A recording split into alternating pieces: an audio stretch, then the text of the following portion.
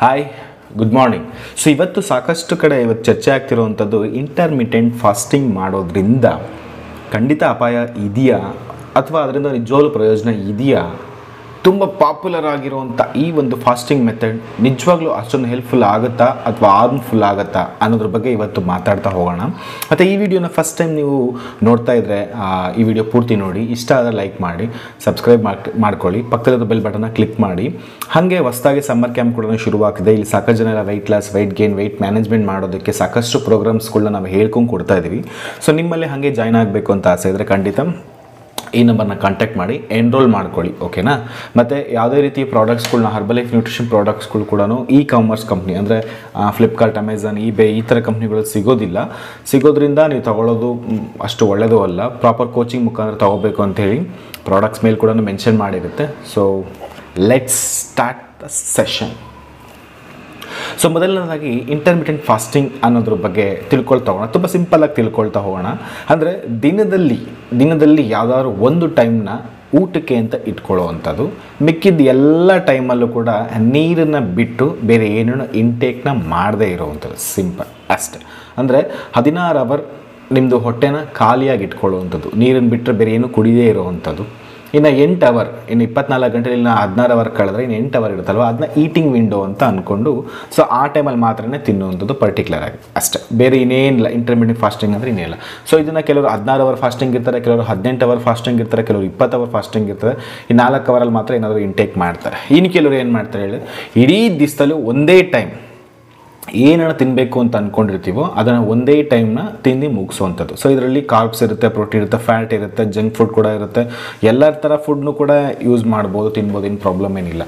So ಇದು ಬಂದು ಈ ಫಾಸ್ಟಿಂಗ್ ಮೆಥಡಲ್ಲೇ ಇರುವಂಥ ಕೆಲವೊಂದಷ್ಟು ಭಾಗಗಳು. ಅಂದರೆ ಒಬ್ಬರು ಒಂದು ಮೆಥಡಲ್ಲಿ ಫಾಲೋ ಅಪ್ ಮಾಡ್ತಾರೆ. ಬಟ್ ಪ್ರಾಪರ್ ಇಂಟರ್ಮಿಟೆಂಟ್ ಫಾಸ್ಟಿಂಗ್ ಅಂತ ಹೇಳಿದ್ರೆ 16 ಅವರ್ ನಿಮ್ಮದು ಹೊಟ್ಟೆಗೆ ಏನೂ ಕೊಡದೇ ಇರೋವಂಥದ್ದು, ಇನ್ನು 8 ಅವರ್ ನಿಮ್ಗೆ ಏನು ಬೇಕೋ ಅದನ್ನ ಇಂಟೇಕ್ ಮಾಡುವಂಥದ್ದು. ಸೊ ಇದು ಪಾಪ್ಯುಲರ್ ಆಗಿರುವಂಥದ್ದು ಅಷ್ಟೇ. ಸೊ ಇದನ್ನು ನಮ್ಮ ಭಾರತ ಸಂಸ್ಕೃತಿನಲ್ಲಿ ಇದನ್ನೆಲ್ಲ ಜಮಾನದಲ್ಲೇ ಮಾಡಿಬಿಟ್ಟಿದ್ದಾರೆ. ಈಗಲೂ ಮಾಡ್ತಾ ಇದ್ದಾರೆ. ಸಂಕಷ್ಟ ಮಾಡ್ತಾರೆ, ಏಕಾದಶಿ ಮಾಡ್ತಾರೆ, ದ್ವಾದಶಿ ಮಾಡ್ತಾರೆ.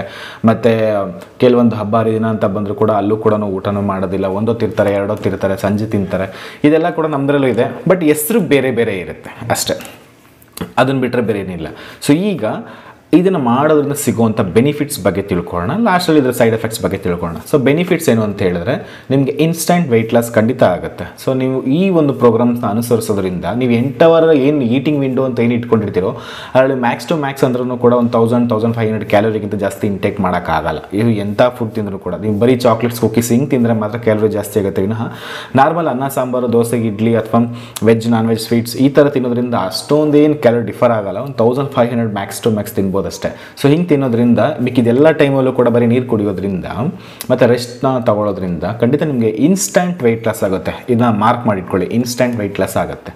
ಆ್ಯಂಡ್ ಸೆಕೆಂಡ್ ಥಿಂಗ್, ನಿಮ್ಮದು ಏನು ಎಕ್ಸಸ್ ಫ್ಯಾಟ್ ಇದೆಯೋ ಅದನ್ನು ಕೂಡ ರಿಡ್ಯೂಸ್ ಆಗೋದು ಕೂಡ ಹೆಲ್ಪ್ ಆಗುತ್ತೆ. ಹಾಗೆ ಮಸಲ್ ಡ್ರಾಪ್ ಕೂಡ ಆಗುತ್ತೆ. ಬಿಕಾಸ್ ಮಸಲ್ ಕೂಡ ಲಾಸ್ ಆಗುತ್ತೆ. ಬಿಕಾಸ್ ಪ್ರಾಪರ್ ನ್ಯೂಟ್ರಿಷನ್ ಸಫಿಷಿಯೆಂಟ್ ಟೈಮಲ್ಲಿ ಏನು ಕೊಡಬೇಕು ಅದನ್ನ ಕೊಡದೇ ಇರೋದ್ರಿಂದ ನಿಮಗೆ ವೆಯ್ಟ್ ಲಾಸ್ ಜೊತೆಗೆ ಮಸಲ್ ಲಾಸ್ ಕೂಡ ಆಗುತ್ತೆ. ಸರಿನಾ? ಇದು second thing. Of course weight loss ಆಗೇ ಆಗುತ್ತೆ. ಆ್ಯಂಡ್ ಮೂರನೇದು, ನಿಮ್ಮ ಬಾಡಿಯಲ್ಲಿ ಆಟೋಫ್ಯಾಜಿ ಅಂದರೆ ಅನ್ವಾಂಟೆಡ್ ಸೆಲ್ಸಲ್ಲಿ ಏನೇನು ಬೇಡದಿರೋದೆಲ್ಲ ಡೆಪಾಸಿಟ್ ಆಗುತ್ತೆ ಬಾಡಿಯಲ್ಲಿ, ಟಾಕ್ಸಿನ್ಸ್ ಆಗಿರಲಿ ಅಥವಾ ಫಂಗಸ್ ಇನ್ಫೆಕ್ಷನ್ ಮಾಡುವಂಥ ಎಷ್ಟೋ ಬ್ಯಾಕ್ಟೀರಿಯಾಸ್ಗಳು ಇವೆಲ್ಲ ಬಾಡಿಯಿಂದ ಎಲಿಮಿನೇಟ್ ಆಗೋದಕ್ಕೆ ಹೆಲ್ಪ್ ಆಗುತ್ತೆ. ಆ್ಯಂಡ್ ಸ್ವಲ್ಪ ಮಟ್ಟಿಗೆ ಬಾಡಿ ಲೈಟ್ ವೆಯ್ಟ್ ಅಂತ ಶುರುವಾಗುತ್ತೆ. ಇದೆಲ್ಲ ಕೂಡ ಇದರ ಬೆನಿಫಿಟ್ಸ್ ಇರುತ್ತೆ. ಸಿಂಪಲಾಗಿ ಹೇಳ್ಬೇಕಂತ ಹೇಳಿದ್ರೆ ಇಂಟರ್ಮಿಟೆಂಟ್ ಫಾಸ್ಟಿಂಗ್ ಮಾಡುವಂಥದ್ದು ಮೇನ್ ಉದ್ದೇಶ ಇನ್ಸ್ಟಂಟ್ ವೆಯ್ಟ್ ಲಾಸ್ ಆಗುತ್ತೆ ಖಂಡಿತ. ಆ್ಯಂಡ್ ಇದರಿಂದ ಇದಿಷ್ಟೇ ರಿಸಲ್ಟ್ಸ್ ಬರೋದು, ಬೇರೆ ಏನಂತ ಮ್ಯಾಕ್ಸಿಮಮ್ ರಿಸಲ್ಟ್ಸ್ಗಳೆಲ್ಲ ಏನು ಬರೋದಿಲ್ಲ. ನಿಮ್ಮ ಆರ್ಗನ್ಗಳು ಸ್ವಲ್ಪ ರಿಫ್ರೆಶ್ ಆಗುವಂಥ ಚಾನ್ಸಸ್ ಇರುತ್ತೆ. ಬಿಕಾಸ್ ನೀವು ತಿನ್ನುವಂಥ ಫುಡ್ ಮೇಲೆ ಡಿಪೆಂಡ್ಸ್ ಆಗುತ್ತೆ. ಎಲ್ಲ ಏನೇ ತಿಂದರೂ ಕೂಡ ರಿಫ್ರೆಶ್ ಆಗುತ್ತೆ, ಲಿವರ್ ಆಗುತ್ತೆ ಅಥವಾ ಸಣ್ಣ ಕರಳು ದೊಡ್ಡ ಕರಳಾಗುತ್ತೆ ಅಥವಾ ಕಿಡ್ನಿಯೆಲ್ಲ ಇವೆಲ್ಲ ಚೆನ್ನಾಗಿ ರಿಫ್ರೆಶ್ ಆಗುತ್ತೆ. ಅವೆಲ್ಲ ಅದನ್ನು ಸುಳ್ಳು. ನೀವು ತಿನ್ನುವಂಥ ಫುಡ್ ಮೇಲೆ ಡಿಪೆಂಡ್ಸ್ ಆಗುತ್ತೆ. ನೀವು ಫೈಬರ್ ಕರೆಕ್ಟಾಗಿ ಪ್ರಾಪರ್ ಕಾರ್ಬ್ಸ್, ಪ್ರಾಪರ್ ಪ್ರೋಟೀನ್ ತಿನ್ನೋದ್ರಿಂದ ಖಂಡಿತ ಹೆಲ್ಪ್ ಆಗುತ್ತೆ. ಬಟ್ ನೀವು ಸಿಕ್ಕಿದಲ್ಲಿ ತಿಂತಾ ಇದ್ದರೆ ಈಟಿಂಗ್ ವಿಂಡೋನಲ್ಲಿ ಪ್ರಾಬ್ಲಮ್ ಆಗುತ್ತೆ. ಮತ್ತು ಸೈಡ್ ಎಫೆಕ್ಟ್ಸ್ಗೆ ಬರೋಣ. Side effects simple. ಸೊ ಇದು ನಿಮಗೆ ಅನ್ಹೆಲ್ತಿ ವೆಯ್ಟ್ ಲಾಸ್ ಆಗುತ್ತೆ ಒಂದು. ಯಾಕಂದರೆ ನಿಮ್ಮ ಬಾಡಿಗೆ ಬೇಕಾದ ಪ್ರಾಪರ್ ನ್ಯೂಟ್ರಿಷನ್ಸ್ನ ಸಫಿಷಿಯೆಂಟ್ ಟೈಮ್, ಯಾವ ಟೈಮಲ್ಲಿ ಏನು ಕೊಡಬೇಕು ಅದನ್ನ ಕೊಡೋಲ್ಲ. ಒಂದೇ ಸಮಯಕ್ಕೆ ಏನು ಬೇಕೋ ತಿಂತಾ ಇರ್ತೀವಿ. ಸೊ ನಿಮ್ಮ ಬಾಡಿನಲ್ಲಿ ಇನ್ಸ್ಟಂಟ್ ವೆಯ್ಟ್ ಲಾಸ್ ಆಗೋದ್ರಿಂದ ಮತ್ತೆ ಆ ವೆಯ್ಟ್ ನಿಮಗೆ ಪುಟಾನ್ ಆಗೋಂಥ ಚಾನ್ಸಸ್ ಜಾಸ್ತಿ ಇರುತ್ತೆ. ತುಂಬ ಸಿಂಪಲ್. ಈ ವಾರ ನೀವು 1 kg ಆಗಿದ್ದೀರಾ ಅಂತ ಹೇಳಿದ್ರೆ ನೆಕ್ಸ್ಟ್ ವಾರ ನೀವು ಮತ್ತೆ 1 kg ಬೌನ್ಸ್ ಬ್ಯಾಕ್ ಆಗೋ ಚಾನ್ಸಸ್ ಜಾಸ್ತಿ, ಡಬಲ್ ಆಗುತ್ತೆ. ಅದು 60ರಿಂದ 59 ಬಂದಿರ್ತಾರೆ, ಮತ್ತು 61 ಕೊಟ್ಟೋಗುತ್ತೆ. ಸೊ ಈ ಥರ ಆಗೋ ಚಾನ್ಸಸ್ ಇರುತ್ತೆ. ಬಿಕಾಸ್ ಆಫ್ ನಿಮ್ಮದು ಮೆಟಬಲಿಸಮ್ ಏನಾದರೂ ಫುಲ್ ಬಿದೋಗುತ್ತೆ. ಯಾವಾಗ ನಿಮ್ಮದು ಮೆಟಬಲಿಸಮ್ ಫುಲ್ ಬೀಳುತ್ತೋ ಮತ್ತು ನೀವು ಯಾವಾಗ ಊಟ ಇಂಟೇಕ್ ಮಾಡ್ತೀರೋ ಮತ್ತೆ ಹಾಗೆ ನಿಮ್ಮದು ಬೌನ್ಸ್ ಬ್ಯಾಕ್ ಆಗುತ್ತೆ. ಮತ್ತು ನಿಮ್ಮ ಸುಸ್ತು, ಆಯಾಸ, ನಿದ್ರೆ ಬರದೇ ಇರೋವಂಥದ್ದು, ಮೈಗ್ರೇನ್ ಹೆಡ್ಡೇಕ್ ಆಗುವಂಥದ್ದು, ಈ ಥರದ್ದು ನಿಮಗೆ ಸಣ್ಣ ಸಣ್ಣ ಸೈಡ್ ಎಫೆಕ್ಟ್ಸ್ಗಳನ್ನು ಖಂಡಿತ ಇರುತ್ತೆ. ಇದು ಎಲ್ಲರೂ ಮಾಡೋದಕ್ಕೆ ಅಷ್ಟು ಸುಲಭ ಅಲ್ಲ. ಮತ್ತು ಈ ಥರ ಡಯಟ್ಗಳನ್ನ ದಯವಿಟ್ಟು ಪ್ರೆಗ್ನೆನ್ಸಿ ಲೇಡೀಸ್ಗಳು ಮತ್ತು ಮಕ್ಕಳು ದಯವಿಟ್ಟು ಟ್ರೈ ಮಾಡೋಕ್ಕೆ ಹೋಗಬೇಡಿ. ಮತ್ತು ಕ್ರಾನಿಕ್ ಡಿಸೀಸ್ ಇರುವಂಥವ್ರು, diabetes, B P, sugar, heart related issues ಇರುವಂಥವ್ರು ದಯವಿಟ್ಟು ಟ್ರೈ ಮಾಡೋಕ್ಕೆ ಹೋಗಬೇಡಿ. ನಂದು ಮದುವೆ ನೆಕ್ಸ್ಟ್ ವೀಕ್ ಇದೆ, ಅಥವಾ ನಮ್ಮದೇನೋ ಒಂದು ಫಂಕ್ಷನ್ ಇದೆ, ಸೊ ಸ್ವಲ್ಪ ಒಂಚೂರು ಕಮ್ಮಿ ಆರ ಸಾಕು, ಒಂದು 2 ವಾರ ಟೈಮ್ ಇದೆ ಅಂದರೆ ಒಂದು 2 kg ಇಳಿಸಬೇಕು ಅಂದರೆ ಖಂಡಿತ ಇದನ್ನು ನೀವು ಟ್ರೈ ಮಾಡ್ಬೋದು. ಅಂಥವ್ರು ಮಾತ್ರ ಇದನ್ನ ಸಜೆಸ್ಟ್ ಮಾಡ್ಬೋದು. ಬಟ್ ನಿಮ್ಮ ಬಾಡಿಗೆ ಹೆಲ್ತಿ ವೆಯ್ಟ್ ಲಾಸ್ ಆಗಬೇಕು, ಹೆಲ್ತಿ ಟ್ರಾನ್ಸ್ಫಾರ್ಮೇಷನ್ ಆಗಬೇಕು ಅಂತ ಹೇಳಿದ್ರೆ ವೆಯ್ಟ್ ಲಾಸ್ನ ಫಾಸ್ಟ್ ಎಕ್ಸ್ಪೆಕ್ಟ್ ಮಾಡೋಕ್ಕೆ ಹೋಗಬೇಡಿ. ಬಿಕಾಸ್ ನಿಮ್ಮ ಇಡೀ ವೆಯ್ಟ್ನಲ್ಲಿ ಬೋನ್ ವೆಯ್ಟ್ ಇರುತ್ತೆ, ಮಸಲ್ ವೆಯ್ಟ್ ಇರುತ್ತೆ, ಫ್ಯಾಟ್ ವೆಯ್ಟ್ ಇರುತ್ತೆ, ಆ್ಯಂಡ್ ವಾಟರ್ ಇರುತ್ತೆ, ಹಿಂಗೆ ಇಷ್ಟೊಂದು ಇರುತ್ತೆ. ಇದರಲ್ಲೆಲ್ಲ ನೀವು ಲಾಸ್ನ ಮಾಡಬೇಕಾಗಿರುತ್ತದು ಫ್ಯಾಟ್ನ ಮಾತ್ರ. ಮಸಲ್ಸ್ನ ಗೇನ್ ಮಾಡಬೇಕು, ಬಿಕಾಸ್ ಮಸಲ್ ಡ್ರಾಪ್ ಆಲ್ರೆಡಿ ಯಾವಾಗಿರುತ್ತೆ. ಸೊ ಇದನ್ನ ಅರ್ಥನೇ ಮಾಡ್ಕೊಳ್ಳಿ. ಸುಮ್ಮನೆ ಮಿಷಿನ್ ಮೇಲೆ ನಿಂತ್ಕೊಂಡು ಇಷ್ಟು ದಿನ ಇಷ್ಟ ಆಗಬೇಕು, ಇಷ್ಟು ದಿನ ಅಷ್ಟು ಆಗಬೇಕು, ಹಾಗಲ್ಲ. ನಿಮ್ಮ ಬಾಡಿದಲ್ಲಿ ಎಷ್ಟು ಫ್ಯಾಟ್ ಪರ್ಸೆಂಟೇಜ್ ಇರಬೇಕು ಅದನ್ನು ಮಾತ್ರ ರೆಡ್ಯೂಸ್ ಮಾಡಬೇಕು. ಮತ್ತು ಆಲ್ರೆಡಿ ಡ್ರಾಪ್ ಆಗಿರೋವಂಥ ಮಸಲ್ಸ್ ಕ್ವಾಲಿಟಿನ ಇನ್ಕ್ರೀಸ್ ಮಾಡಬೇಕು. ಮಸಲ್ಸೇ ನಮ್ಮ ಬಾಡಿಗೆ ಒಂಥರ ಕವಚ ಇದ್ದಂಗೆ. ಸೊ ಇದು ತುಂಬ ಜನ ಅರ್ಥನೇ ಮಾಡ್ಕೊಳ್ಳೋ, ಸುಮ್ಮನೆ ವೆಯ್ಟ್ ಲಾಸ್ ಅಂತ ಇರ್ತಾರೆ. ಇನ್ಸ್ಟೆಂಟ್ ಆಗ್ಬಿಡ್ಬೇಕು ಅಂತೀರ. ಸೊ ಆ ಥರ ಮಾಡೋದ್ರಿಂದ ನಿಮ್ಮದು ವೆಯ್ಟ್ ಮತ್ತು ಬೌನ್ಸ್ ಬ್ಯಾಕ್ ಆಗೋ ಚಾನ್ಸಸ್ ಇರುತ್ತೆ. ಇಂಟರ್ಮಿಟೆಂಟ್ ಫಾಸ್ಟಿಂಗ್ ಕೆಟ್ಟದ್ದಲ್ಲ, ಬಟ್ ಅದನ್ನ ಕರೆಕ್ಟಾಗಿ ಅರ್ಥ ಮಾಡ್ಕೊಳ್ಳಿದ್ರೆ ಖಂಡಿತ ಪ್ರಾಬ್ಲಮ್ ಆಗುತ್ತೆ. ಸೊ ದಯವಿಟ್ಟು ಇಂಟರ್ಮಿಟೆಂಟ್ ಫಾಸ್ಟಿಂಗ್ನ ಎಲ್ಲರೂ ಟ್ರೈ ಮಾಡೋಕ್ಕೆ ಹೋಗಬೇಡಿ. ಮತ್ತು ಇತ್ತೀಚೆಗೆ ಟಿ ವಿಗಳನ್ನು ನೋಡಿದೆ, ಇಂಟರ್ಮಿಟೆಂಟ್ ಫಾಸ್ಟಿಂಗ್ ಮಾಡ್ಸೋದ್ರು ಹಾಗೆ ಹಿಂಗೆ ಅಂತ ಹೇಳ್ಕಿರೋ ಟಿ ವಿಗಳಲ್ಲೂ ಬಂದುಬಿಡ್ತು.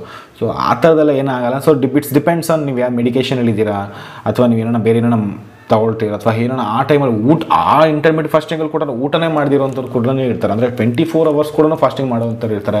ಕೆಲವ್ರಿಗೆ ಅದು ವರ್ಕೌಟ್ ಆಗೋಲ್ಲ, ಲೋ ಶುಗರ್ ಆಗುತ್ತೆ, ಲೋ BP ಆಗುತ್ತೆ, ಹಿಂಗೆ ಆಗೋದು ಚಾನ್ಸಸ್ ಜಾಸ್ತಿ ಇರುತ್ತೆ. ಸೊ ಹಾಗಿಂದನೂ ಕೂಡ ಬಾಡಿಗೆ ಪ್ರಾಬ್ಲಮ್ ಆಗೋ ಚಾನ್ಸ್ ಇರುತ್ತೆ. ದಯವಿಟ್ಟು ಯಾರು ಕೂಡ ಇಂಟರ್ಮಿಟೆಂಟ್ ಫಾಸ್ಟಿಂಗ್ನ ಸರಿಯಾಗಿ ಅರ್ಥ ಮಾಡ್ಕೊಳ್ಳಿ, ಟ್ರೈ ಮಾಡೋಕ್ಕೆ ಹೋಗಬೇಡಿ. ಮತ್ತು ಅದರಿಂದ ಕೂಡ ನಿಮಗೆ ಅದರಲ್ಲೂ ಸ್ಪೆಷಲ್ ನಮ್ಮ ಇಂಡಿಯನ್ಸ್ ಕಂಡೀಷನ್ಸ್ಗೆ ಇಂಟರ್ಮಿಟೆಂಟ್ ಫಾಸ್ಟಿಂಗ್ ಅಷ್ಟು ಸೂಟ್ ಆಗೋಲ್ಲ. ಇಂಟರ್ಮಿಟೆಂಟ್ ಫಾಸ್ಟ್ ಸೂಟ್ ಆಗೋದು ಓನ್ಲಿ ಫಾರ್ ಇನ್ಸ್ಟೆಂಟ್. ಒಂದು 2 kg ಎಕ್ಸಸ್ ಇದೆ, ಈ ಮಂತಲ್ಲಿ ಇಳಿಸ್ಬಿಡ್ಬೇಕು ಅಂತ ಇರ್ತಾರಲ್ಲ, ಅಂಥವ್ರಿಗೆ ಹೆಲ್ಪ್ ಆಗುತ್ತೆ ವಿನಃ ಎಲ್ಲರಿಗೂ ಇದು ಹೆಲ್ಪ್ ಆಗೋಲ್ಲ. ಸೊ ನೀವು ಹಾಗೆ ಪ್ರಾಪರ್ ವೆಯ್ಟ್ ಲಾಸ್ ಮಾಡಬೇಕು, ಪ್ರಾಪರ್ ಹೆಲ್ತಿ ಟ್ರಾನ್ಸ್ಫಾರ್ಮೇಷನ್ ಆಗಬೇಕು, ಫ್ಯಾಟ್ನ ಮಾತ್ರ ರೆಡ್ಯೂಸ್ ಮಾಡಬೇಕು, ಮಸಲ್ನ ಗೇನ್ ಮಾಡಬೇಕಾದ್ರೆ ನೀವು ನಮ್ಮದ್ರಲ್ಲಿ ಜಾಯ್ನ್ ಆಗ್ಬೋದು. ಸಾಕಷ್ಟು ಪ್ರೋಗ್ರಾಮ್ಸ್ಗಳು ಆಲ್ರೆಡಿ ಮಾಡಿದ್ದೀವಿ, ತುಂಬ ಜನ ಎಲ್ಲ ವೆಯ್ಟ್ ಲಾಸ್ ಎಲ್ಲ ಆಗ್ತಾಯಿದ್ದಾರೆ. ಸೊ ಖಂಡಿತ ಜಾಯ್ನ್ ಆಗಿ, ಖಂಡಿತ ನಿಮ್ಗೆ ಹೆಲ್ಪ್ ಆಗುತ್ತೆ. ಸೊ ಇದಿಷ್ಟು ಇದ್ರ ಕುರಿತಾಗಿ. ಸೊ ಕರೆಕ್ಟಾಗಿ ಅರ್ಥ ಮಾಡ್ಕೊಂಡು ಮಾಡಿದ್ರೆ ನಿಮ್ಗೆ ಇನ್ಸ್ಟೆಂಟ್ ವೆಯ್ಟ್ ಲಾಸ್ಗೆ ಹೆಲ್ಪ್ ಆಗುತ್ತೆ. ಸುಮ್ಮನೆ ಹೆಂಗಂದ್ರಂಗೆ ಯೂಸ್ ಮಾಡಿದ್ರೆ ಬಾಡಿಗೆ ಪ್ರಾಬ್ಲಮ್ ಆಗೋ ಚಾನ್ಸಸ್ ಜಾಸ್ತಿ ಇರುತ್ತೆ. ಓಕೆ, ಸೊ ಬಾಯ್.